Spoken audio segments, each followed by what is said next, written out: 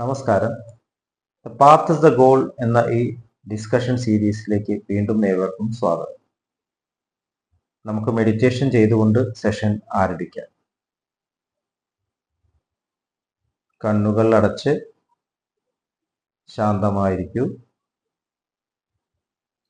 ഭൂമി മാതാവിനോടും അന്തരീക്ഷത്തോടും സർവചരാചരങ്ങളോടും കൃതജ്ഞത രേഖപ്പെടുത്തും. ഭൂമി മാതാവിൻ്റെ ഹീലിംഗ് എനർജി ശരീരത്തിലേക്ക് പ്രവഹിക്കുന്നതായി, ഓരോ കോശങ്ങളെയും റിലാക്സ് ചെയ്യാൻ സഹായിക്കുന്നതായും അനുഭവിക്കും.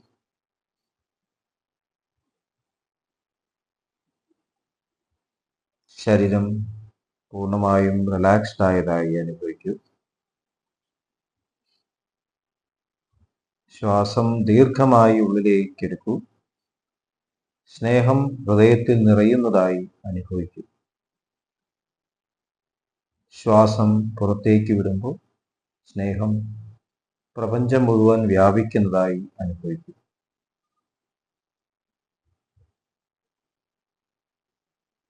ഹൃദയത്തിൽ കുടികൊള്ളുന്ന സ്നേഹത്തിൻ്റെ സ്രോതസ്സിൽ നിന്നും ഉദ്ഭവിക്കുന്ന ദിവ്യപ്രകാശം മനസ്സിനെ ആകർഷിക്കുന്നതായി അനുഭവിക്കും. ആ ദിവ്യപ്രകാശത്തിൽ ധ്യാനം ആരംഭിക്കും.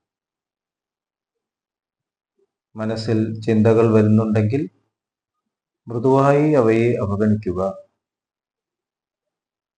ദിവ്യപ്രകാശത്തിൽ ധ്യാനം തുടരുക. Please start meditation.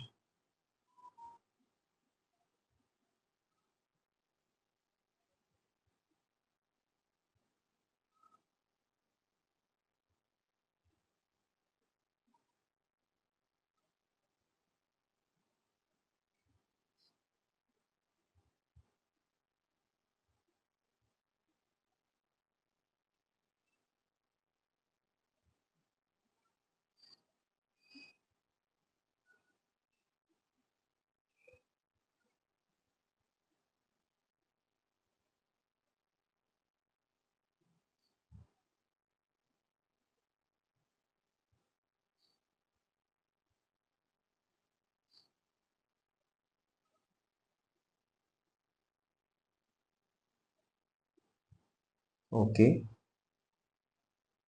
ആ കണ്ടീഷൻ ഹൃദയത്തിൽ നിലനിർത്തി പതുക്കെ കണ്ണുകൾ തുറക്കൂ.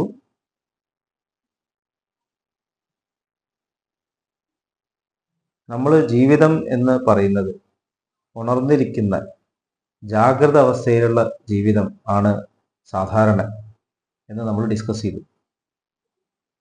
അപ്പോൾ ജാഗ്രത അവസ്ഥയിൽ ഉണർന്നിരിക്കുന്ന ഈ ജീവിതത്തിൽ നമ്മൾ എങ്ങനെ പ്രവർത്തിക്കുന്നു, എങ്ങനെയാണ് നമ്മുടെ പ്രവർത്തികൾ അനുഷ്ഠിക്കുന്നത്, അത് നമ്മുടെ കയ്യിലാണ്. എങ്ങനെയാണ് ഓരോ കർമ്മങ്ങൾ ചെയ്യേണ്ടത്, അത് നമ്മുടെ കയ്യിലാണ്. സ്വപ്നാവസ്ഥയും സുഷുപ്തി നമ്മുടെ കയ്യിലല്ല. അതേപോലെ തന്നെ മെഡിറ്റേഷൻ ചെയ്യണം, തീർച്ചയായിട്ടും ചെയ്യണം. മെഡിറ്റേഷൻ ചെയ്യുമ്പോൾ നമ്മൾ ഏത് തലങ്ങളിലാണ് എത്തുന്നത്, എവിടെ നിന്നാണ് നമുക്ക് ഈ ഊർജം ലഭിക്കുന്നത് എന്ന് നമുക്ക് ബോധപൂർവം മനസ്സിലാക്കാൻ സാധിക്കില്ല. അപ്പൊ നമ്മുടെ പ്രധാനപ്പെട്ട റോള് ജാഗ്രത അവസ്ഥയിലുള്ള പ്രവർത്തനങ്ങളാണ്. നമ്മൾ പ്രകൃതിയിലേക്ക് നോക്കിക്കഴിഞ്ഞാൽ സർവചരാചരങ്ങളും നൽകിക്കൊണ്ടേയിരിക്കുന്നതായിട്ട് നമുക്ക് കാണാം. സൂര്യൻ പ്രകാശം നൽകിക്കൊണ്ടേയിരിക്കുന്നു, തിരിച്ചൊന്നും പ്രതീക്ഷിക്കുന്നില്ല. വൃക്ഷങ്ങൾ ഫലങ്ങൾ നൽകിക്കൊണ്ടേയിരിക്കുന്നു, തണല് നൽകിക്കൊണ്ടേയിരിക്കുന്നു, തിരിച്ചൊന്നും പ്രതീക്ഷിക്കുന്നില്ല. ഭൂമി മാതാവ് നൽകിക്കൊണ്ടേയിരിക്കുന്നു, തിരിച്ചൊന്നും പ്രതീക്ഷിക്കാതെ നൽകണം എന്ന് ഇതിലൂടെ നമുക്ക് പഠിക്കാൻ സാധിക്കും. അപ്പോൾ ജാഗ്രത അവസ്ഥയിലുള്ള ജീവിതത്തിൽ നമുക്ക് ഓൾറെഡി ഉള്ളിലുള്ള ആ സമ്പത്ത് അത് എങ്ങനെ ഉപയോഗിക്കണം എന്നതാണ് പ്രധാനം. അതാണ് നമ്മുടെ യഥാർത്ഥത്തിലുള്ള ട്രെയിനിങ്. ഇപ്പോൾ സാക്രിഫൈസിന്റെ ത്യാഗഭാവത്തിന്റെ പ്രാധാന്യത്തെക്കുറിച്ച് നമ്മൾ പറഞ്ഞു. എന്ത് ചെയ്യുമ്പോഴും, എന്ത് പ്രവൃത്തി നിർവഹിക്കുമ്പോൾ, ചിന്ത തൊട്ടിട്ട് പ്രവൃത്തി വരെ നമ്മുടെ പ്രവൃത്തികളിൽ സെൽഫ്ലെസ്നെസ്, നിസ്വാർത്ഥത വരണം. നമ്മൾ നെഗറ്റിവിറ്റി, പോസിറ്റിവിറ്റി എന്നുള്ള രണ്ട് പദങ്ങൾ കേൾക്കാറുണ്ട്, എപ്പോഴും ഉപയോഗിക്കാറുണ്ട്. എന്താണ് പോസിറ്റിവിറ്റി, എന്താണ് നെഗറ്റിവിറ്റി? നെഗറ്റിവിറ്റി എങ്ങനെ ഉണ്ടാവുന്നു? നെഗറ്റിവിറ്റി എന്ന് പറയുന്നത് നമ്മുടെ ഉള്ളിലുള്ള ഭയത്തിൽ നിന്നാണ് ഉണ്ടാവുന്നത്. നമ്മൾ ഭയപ്പെടുന്നു. ഈ ജീവിതത്തിൽ ഈ ശരീരം ഇല്ലെങ്കിൽ, ഈ ശരീരം നിലനിർത്തുന്ന ഈ സമ്പത്തുകൾ ഇല്ലെങ്കിൽ നമുക്ക് നിലനിൽക്കാൻ സാധിക്കില്ല, നമ്മുടെ നിലനിൽപ്പ് തന്നെ ഇല്ലാണ്ടാവും എന്നൊരു ഭയം. അപ്പൊ നമ്മൾ നിരന്തരം ശരീരത്തെയും ഈ ജീവിതത്തെയും, ജീവിതത്തിൽ നമ്മൾ പ്രാധാന്യം കൊടുക്കുന്ന കാര്യങ്ങളെല്ലാം പിടിച്ച് കൂട്ടാൻ നമ്മൾ ശ്രമിക്കുന്നു, നിർത്താൻ ശ്രമിക്കുന്നു. ലൈക്സ് ആൻഡ് ഡിസ്ലൈക്ക്, ഇഷ്ടമുള്ള സാധനങ്ങളെ സ്വീകരിക്കുക, ഇഷ്ടമില്ലാത്ത സാധനങ്ങളെ ഇല്ലാണ്ടാക്കുക. ഇതിൻ്റെയൊക്കെ അടിസ്ഥാനം മരണഭയം ആണ്. യഥാർത്ഥത്തിൽ നമ്മുടെ ഉള്ളിൽ ഒരു ഭയം മാത്രമേ ഉള്ളൂ, മരണഭയം. ഞാൻ ഇല്ലാണ്ടാവും ഇതൊന്നും ഇല്ലെങ്കിൽ എന്നുള്ളൊരു ബോധം. ഈ മരണഭയം നമുക്ക് മറികടക്കേണ്ട ആവശ്യമുണ്ട്. അതാണ് പോസിറ്റിവിറ്റി എന്ന് പറയും. നമുക്ക് എപ്പോഴും ലഭിച്ചുകൊണ്ടിരിക്കുന്നു, ഭയപ്പെടേണ്ട ആവശ്യമില്ല. നമ്മൾ ഒരിക്കലും ഇല്ലാണ്ടാവുന്നില്ല. ഞാനെന്നുള്ള ഈ ഭാവം എപ്പോഴും എല്ലായ്പ്പോഴും ഉണ്ട്. അത് ഉണർന്നിരിക്കുമ്പോൾ ഉണ്ട് എന്ന് നമുക്ക് തോന്നുന്നു, സ്വപ്നാവസ്ഥയിലും സുഷുപ്തി അവസ്ഥയിലും ഇതുണ്ട്. ഇനി ഒരു പക്ഷേ നമ്മൾ ഇവിടുന്ന് വിട്ടു പോവുകയാണെങ്കിൽ അപ്പോഴും ഞാൻ അവിടെ ഉണ്ട്. ഇപ്പോൾ ഡീപ്പ് സ്ലീപ്പിൽ നമ്മൾ പറയുന്നത് ഞാൻ ആഴത്തിൽ ഉറങ്ങി എന്നുള്ളതാണ്. ഞാൻ മെഡിറ്റേഷൻ ചെയ്തു, എനിക്ക് തന്നെ ലഭിച്ചു. അപ്പോൾ ഞാൻ എന്നുള്ള ആ ഒരു പദം, അത് തീർച്ചയായിട്ടും വളരെ ഇമ്പോർട്ടൻ്റ് ആണ്. പക്ഷെ അത് എങ്ങോട്ട് തിരിഞ്ഞിരിക്കുന്നു? അതെപ്പോഴും ഉള്ളിലേക്ക് തിരിഞ്ഞിരിക്കുകയാണ്, നിസ്വാർത്ഥതയിലേക്ക് തിരിഞ്ഞിരിക്കുകയാണ്. നമുക്ക് എപ്പോഴും ലഭിച്ചുകൊണ്ടിരിക്കുന്നു, ഭയപ്പെടേണ്ട ആവശ്യമില്ല എന്നുള്ള ആ ബോധം ഉള്ളിൽ വരികയാണെങ്കിൽ നമ്മൾ പോസിറ്റിവിറ്റി ആണ്, പോസിറ്റിവിറ്റിയിലാണ് നിൽക്കുന്നത്. അതിനെയാണ് പുണ്യം എന്ന് പറയുന്നത്. മനസ്സിനെ ഉള്ളിലേക്ക് ഉയർത്തുക, സ്നേഹത്തിലേക്ക് ഉയർത്തുക. നമ്മൾ എന്ത് പ്രവൃത്തി നിർവഹിക്കുമ്പോൾ, നമ്മൾ ഉണർന്നിരിക്കുമ്പോൾ, ജാഗ്രത അവസ്ഥയിൽ പ്രവർത്തിക്കുമ്പോൾ കമ്പാഷനേറ്റ് ആയിട്ട്, കരുണാഭാവത്തോടെ നമ്മൾ പ്രവർത്തിക്കണം എന്ന് എല്ലാ മഹാത്മാക്കളും പറഞ്ഞു. എന്താണ് ഈ കമ്പാഷന്റെ പ്രാധാന്യം? നമ്മൾ ജീവിതത്തിലെ ഓരോ ഇന്ററാക്ഷൻസിലും ചിലപ്പോൾ സംസാരിക്കുന്നുണ്ടാവാം, ചിലപ്പോൾ സംസാരിക്കാതെ ഇരിക്കുന്നുണ്ടാവാം. പലപ്പോഴും നമുക്ക് സംസാരിക്കാൻ ഒന്നും ഉണ്ടാവില്ല, ചിലപ്പോൾ വയ്യാണ്ട കിടക്കും, സംസാരിക്കാൻ ഒന്നും ഉണ്ടാവില്ല. അപ്പോൾ നമുക്കൊന്നും നൽകാനില്ല എന്നൊരു തോന്നൽ നമുക്കുണ്ട്. എൻ്റെ കയ്യിലൊന്നുമില്ല.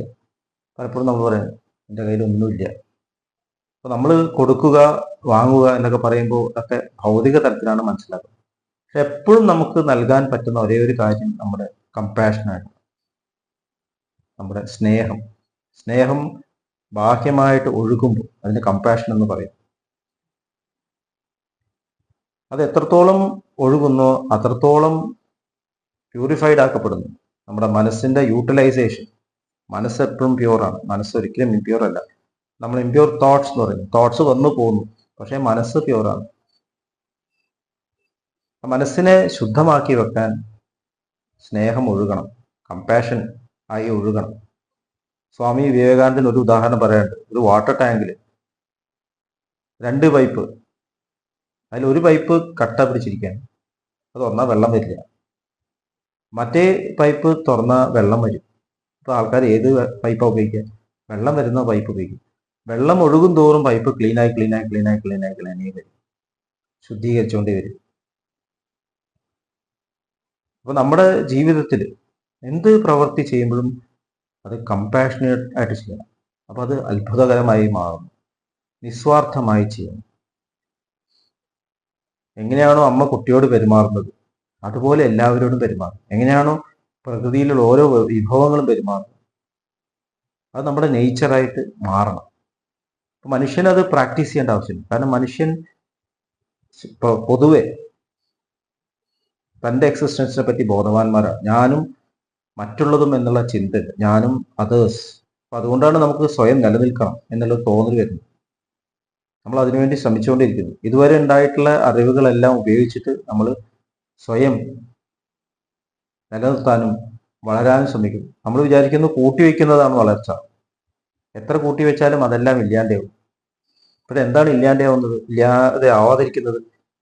നമ്മുടെ ഹൃദയത്തിലുള്ള വിശാലത, സ്നേഹം ഒരിക്കലും ഇല്ലാതെ ആവില്ല. ക്രിസ്മസിന്റെ സമയമാണിപ്പോൾ. ജീസസ് ക്രൈസ്റ്റ് പറഞ്ഞിട്ടുണ്ട്, ലോകം മുഴുവൻ നേടിയാലും ആത്മാവ് നഷ്ടപ്പെട്ടവൻ എന്താണ് നേട്ടം? അതിന്റെ അർത്ഥം എന്ന് പറഞ്ഞാൽ നമ്മൾ എന്ത് പ്രവൃത്തി ചെയ്യുമ്പോഴും ഉള്ളിലേക്ക് തിരിയണം. ഞാൻ സ്നേഹത്തോടെയാണോ ചെയ്യുന്നത്? കണക്ട് ചെയ്യുക എന്ന് പറയും. ന്യൂറോ സയൻസസിൽ right hemisphere of brain, left hemisphere of brain, ഇതിനെക്കുറിച്ച് വളരെ ഡീറ്റെയിൽ ആയിട്ട് റിസർച്ച് നടന്നുകൊണ്ടിരിക്കുകയാണ്. നമുക്ക് 2 ഭാഗങ്ങളുണ്ട് ബ്രെയിനിന്റെ. അതിൽ ലെഫ്റ്റ് ഹെമിസ്ഫിയർ, ഇടത്തെ ഹെമിസ്ഫിയർ നമ്മുടെ അഹംബോധത്തെ ആണ് സൂചിപ്പിക്കുന്നത് എന്ന് പറയും. ഈഗോ, നമുക്ക് ഉള്ള അറിവുകളെ എങ്ങനെയാണ് റീസണിങ് പവർ ഉപയോഗിച്ച് നമ്മൾ യൂട്ടിലൈസ് ചെയ്യുക, നമ്മുടെ പേഴ്സണാലിറ്റിനെ എങ്ങനെ നിലനിർത്തുക, ജോലികൾ എങ്ങനെയാണ് നിർവഹിക്കുക. ഈഗോന്റെ പ്രവർത്തന കേന്ദ്രം. റൈറ്റ് ഹെമിസ്ഫിയർ ആണെങ്കിലോ നമുക്ക് ക്രിയേറ്റീവ് ടാലൻസ്, സോഷ്യൽ ആയിട്ടുള്ള ബിഹേവിയർ, നമ്മൾ ഉയർത്തുന്ന ചിന്തകൾ, സെൽഫ്ലെസ് തോട്ട്സ്, ഇതൊക്കെ റൈറ്റ് ഹെമിസ്ഫിയറിലാണ്. ഇത് സ്ട്രോക്ക് വന്നിട്ടുള്ള ആൾക്കാരിൽ നടന്ന പരീക്ഷണങ്ങളിൽ നിന്നാണ് മനസ്സിലായത്. ഈ സ്ട്രോക്ക് ഓഫ് ഇൻസൈറ്റ് എന്നുള്ള ഒരു പുസ്തകമുണ്ട്. ഒരു ന്യൂറോ സയന്റിസ്റ്റ് സ്വയം തന്നെ സ്ട്രോക്ക് അനുഭവിച്ചപ്പോൾ, ലെഫ്റ്റ് ഹെമിസ്ഫിയറിൽ സ്ട്രോക്ക് അനുഭവിച്ചപ്പോൾ അവർ ഉണ്ടായിട്ടുള്ള അനുഭവങ്ങൾ അത് അതിൽ ഷെയർ ചെയ്യുന്നു. എല്ലാവരും ഒന്ന് വായിക്കണം. ഏറ്റവും ബുദ്ധിമാനായിട്ടുള്ള മനുഷ്യനും കൂടിയും തലച്ചോറിന്റെ 8% വരെ ഉപയോഗിക്കുന്നുള്ളൂ എന്ന് പറയുന്നു. മറ്റ് 92% എന്തിനു വേണ്ടിയിട്ടാണ്? തുറക്കപ്പെടാതെ കിടക്കുന്ന ന്യൂറൽ ചാനൽസ് നമ്മുടെ ഉള്ളിലുണ്ട്. അത് സ്വീകരിക്കാനുള്ളതാണ്. നമ്മൾ ക്രിയേറ്റിവിറ്റി ഉള്ളിലേക്ക് പ്രവഹിക്കുന്ന ചാനൽസ് ആണ്.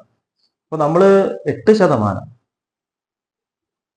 നമ്മുടെ ഈഗോ പ്രവർത്തിക്കുന്ന ഈ ഉണർന്നിരിക്കുന്ന മണ്ഡലത്തിൽ നമ്മൾ നിസ്വാർത്ഥമായിട്ട് പെരുമാറുകയാണെങ്കിൽ നമ്മളിലേക്ക് പ്രവഹിക്കുന്ന 92%, ഇതൊരു അപ്രോക്സിമേറ്റ് ആണ്, അത് കൂടുതൽ ഈ ചാനൽസിലൂടെ ഒഴുകും. ഇതാണ് മനുഷ്യനെ പെർഫെക്റ്റ് ആക്കുക എന്ന് പറയുന്നത്. ഫിസിക്സിലും ഇതിന് പാരലലായിട്ട് ഒരു ചിന്താഗതി ഉണ്ട്. പ്രപഞ്ചത്തിന്റെ അടിസ്ഥാനമാണ് ഡാർക്ക് മാറ്റർ, ഡാർക്ക് എനർജി എന്നെല്ലാം പറയും. പ്രകടമായിട്ടുള്ള പ്രപഞ്ചം എന്ന് പറയുന്നത് വളരെ ചെറുതാണ്. 98% പ്രകടമല്ല എന്ന് പറയും. അതിൽ നിന്നും വെർച്വൽ പാർട്ടിക്കിൾസ് വരുന്നു. ചിലത് മാത്രം മാനിഫെസ്റ്റ് ആവും, ചിലത് അൺമാനിഫെസ്റ്റ് ആവും. എന്താണ് ഈ ഡാർക്ക് മാറ്റർ? ഇതിനെന്താണ് റോള് നമ്മുടെ ജീവിതത്തിൽ? അപ്പൊ അതാണ് നമുക്ക് സ്നേഹം വളരെ സിമ്പിളായിട്ട് മനസ്സിലാക്കുന്ന നമ്മുടെ ജീവിതത്തിലെ നമ്മളെ നിലനിർത്തുന്ന സ്നേഹം. അപ്പൊ സ്നേഹം നമ്മുടെ ഓരോ പ്രവൃത്തിയിലും നമ്മൾ ഒഴുകാൻ അനുവദിക്കണം. അതിനാണ് കമ്പാഷൻ. കമ്പാഷൻ നമ്മുടെ അസുഖങ്ങളെ എല്ലാം ഹീൽ ചെയ്യാൻ സഹായിക്കുന്നു. ഏറ്റവും വലിയ ഹീലറാണ് കമ്പാഷൻ എന്ന് സയൻസ് തന്നെ, മോഡേൺ സയൻസ് തന്നെ പ്രൂവ് ചെയ്തുകൊണ്ടിരിക്കുകയാണ്. നമ്മുടെ ഇമ്മ്യൂണിറ്റി ബൂസ്റ്റ് ചെയ്യും. പോസിറ്റീവ് ഹോർമോൺസ് ആയിട്ടുള്ള ഓക്സിറ്റോസിൻ, ഡോപ്പമിൻ, മെലറ്റോണിൻ, സെറട്ടോണിൻ എന്നിവയെ റിലീസ് ചെയ്യും. നേരെ മറിച്ച് നെഗറ്റിവിറ്റിയോ, സ്വാർത്ഥമായിട്ടുള്ള ചിന്ത, സ്ട്രെസ്ഫുൾ, ചുരുക്കത്തിൽ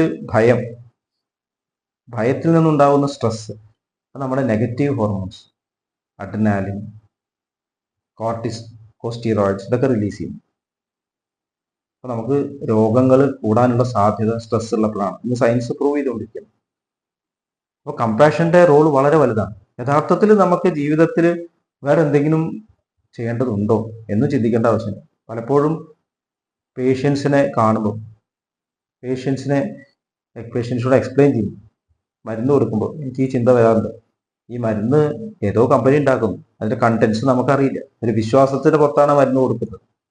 ഞാൻ പഠിച്ചിട്ടുള്ള കാര്യങ്ങൾ ഞാൻ ഉണ്ടാക്കിയതല്ല, പുസ്തകങ്ങൾ വായിച്ച് പഠിച്ച അറിവുകളാണ്. പല പേരുകളുണ്ട്, അതും ഞാൻ ഉണ്ടാക്കിയതല്ല. ഇതൊക്കെ മാറിക്കൊണ്ടിരിക്കുന്നു. നമ്മൾ ഇതുവരെ പഠിച്ചിട്ടുള്ള അറിവ് എല്ലാ നിമിഷവും മാറിക്കൊണ്ടിരിക്കുന്നു.